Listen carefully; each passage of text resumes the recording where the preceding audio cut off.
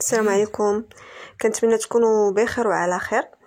اللي اول مره تيدخل لاشين ديالي كنطلب منه يدير ابوني ويضرب لي على لي فيديو ديالي، وان شاء الله تعجبو ويبقى متتبع وفي ان شاء الله. الوغ اليوم اختاريت نقرا لكم واحد القصه اللي عجبتني بزاف واثرت فيا، وقريتها للتلاميذ ديالي. قلت علاش لا نبارطاجيها معكم. هاد القصه سميتها لي دو اونديكابي.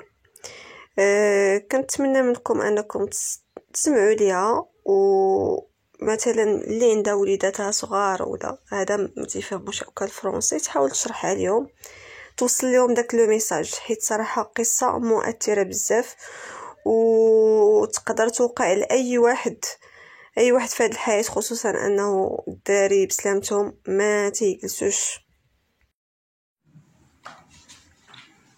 Mustapha et Najib sont deux petits garçons âgés de 10 ans. Ils habitent dans un quartier populaire de la ville. Ici, il n'y a ni jardin, ni piscine, ni terrain de sport, ni bibliothèque publique. Quand ils ne travaillent pas, les gens passent leur temps dans les cafés à regarder des matchs de football espagnol ou des films de cinéma américain. Les femmes restent cloîtrées chez elles. Lorsqu'ils ne préparent pas les repas, ne lavent pas le linge ou ne font pas la lessive, ils regardent des téléfeuilletons turcs ou mexicains. Ainsi, les enfants passent presque toute la journée dans la rue. Ils errent sans but précis dans le quartier ou vont en marché pour voir les oiseaux dans les cages chez le marchand d'oiseaux. Parfois, ils s'aventurent dans un terrain vague qui se trouve à l'autre bout du quartier pour attraper des moineaux qu'ils revendent.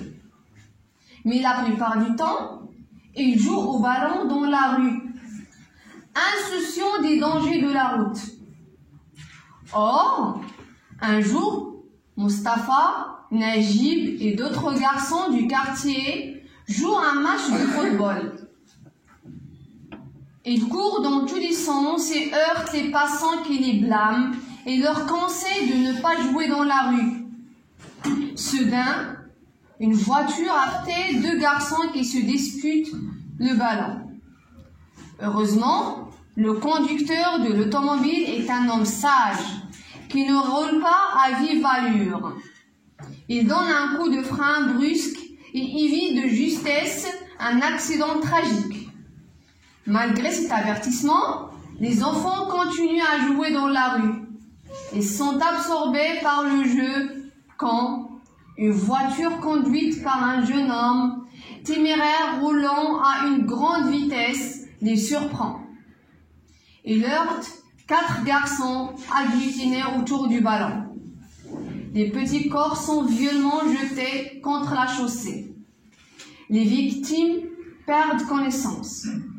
Lorsqu'il ouvre les yeux, Mustapha se retrouve dans une salle d'une blancheur éclatante. Autour de lui se tiennent un médecin, 2 infirmières et ses parents.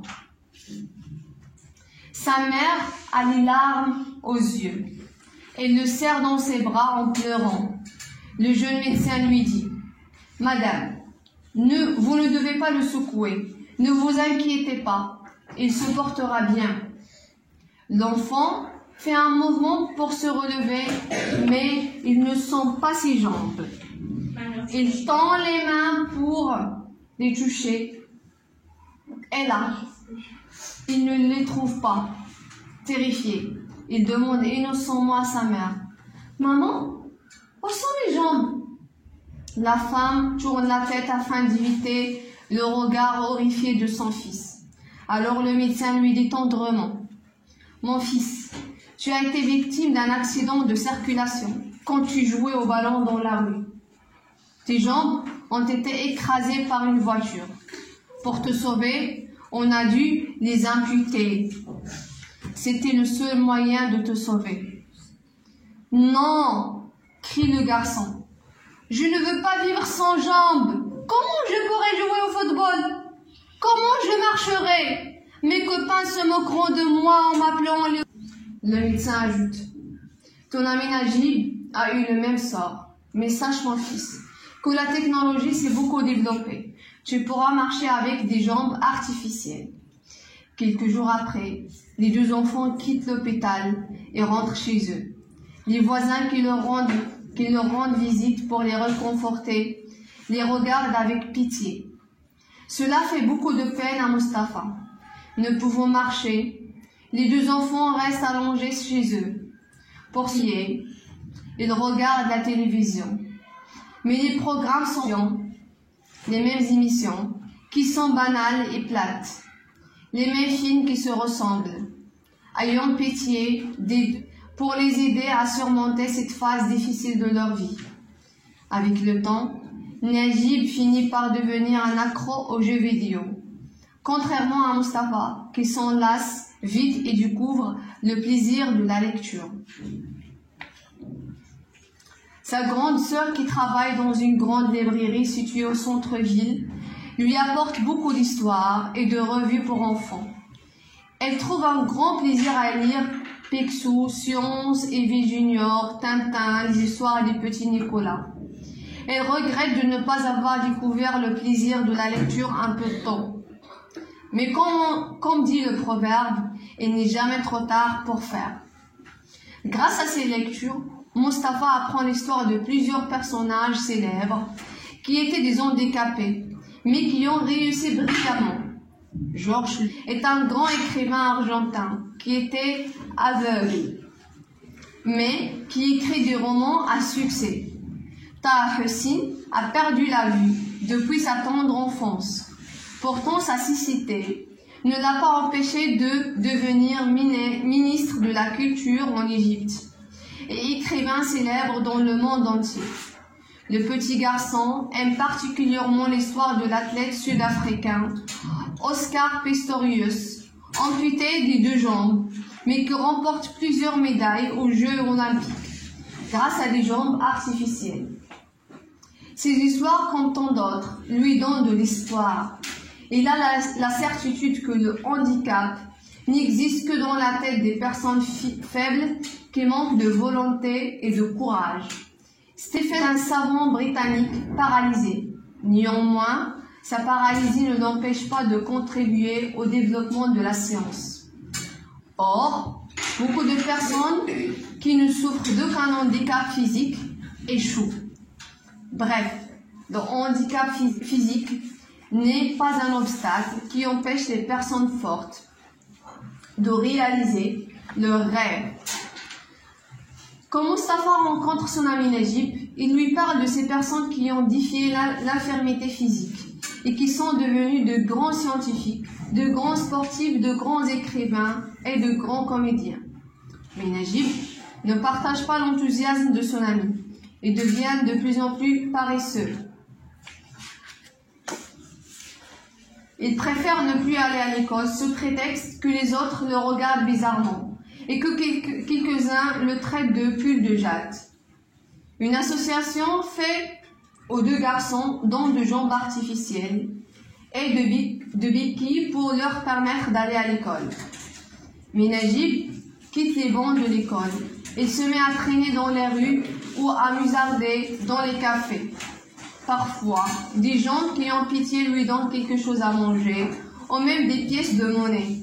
Le pauvre garçon accepte ses dons. Et là, il commence même à s'y habituer. Mustapha, qui ne se décourage pas, conseille son ami en lui disant « Najib, il n'y a pas de différence entre une personne handicapée et une autre qui ne souffre d'aucun handicap. Si tu ne veux plus aller à l'école, inscris-toi dans un centre de formation professionnelle afin d'apprendre un métier. Tu en auras besoin dans l'avenir. » En dépit des conseils qu'il lui prodigue, Najib fait toujours la sourde oreille.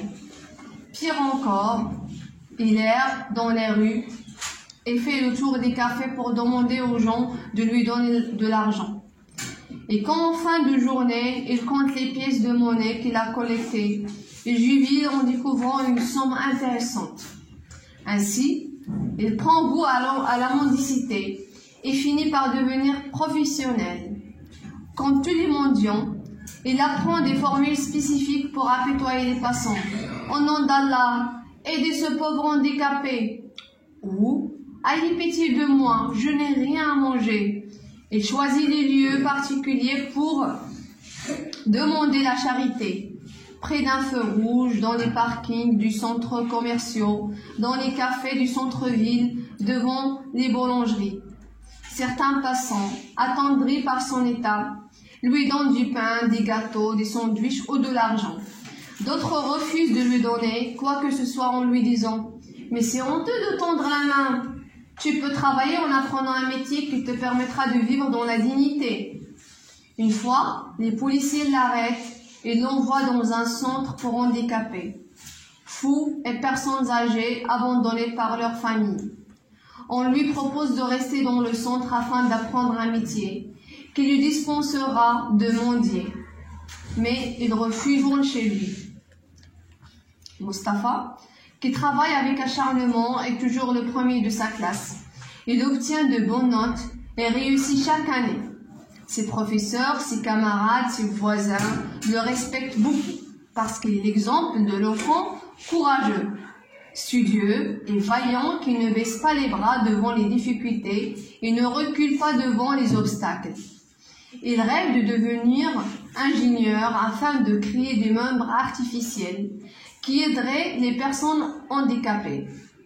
Quelques années plus tard, Najib, qui est devenu un jeune homme âgé de 26 ans, se tient près d'un feu rouge et tend la main aux automobilistes en répétant sa phrase ennuyeuse. « Au nom d'Allah, ayez pitié de moi, je n'ai rien à manger. » La vitre d'une voiture se baisse. Quelle surprise! Il voit derrière le volant un jeune homme élégamment habillé, rasé de près et qui sent bon. C'est Mustapha. Les deux hommes se reconnaissent, le visage de Najib rougit de honte. Mais Mustapha lui sourit et l'invite à monter dans la voiture et le mène dans un restaurant où il demande un bon repas. Mustapha a toujours des jambes artificielles et des béquilles. « Que fais-tu dans la vie ?» demande le mendiant. « Je suis ingénieur en informatique. » « Mais comment conduis-tu une voiture ? C'est une voiture automatique conçue pour personnes handicapées.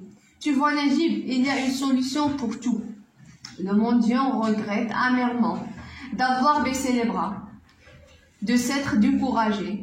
Il aurait pu réussir comme Mustapha et devenir ingénieur. Ce dernier gagne beaucoup d'argent en travaillant dans une entreprise internationale comme ingénieur en informatique.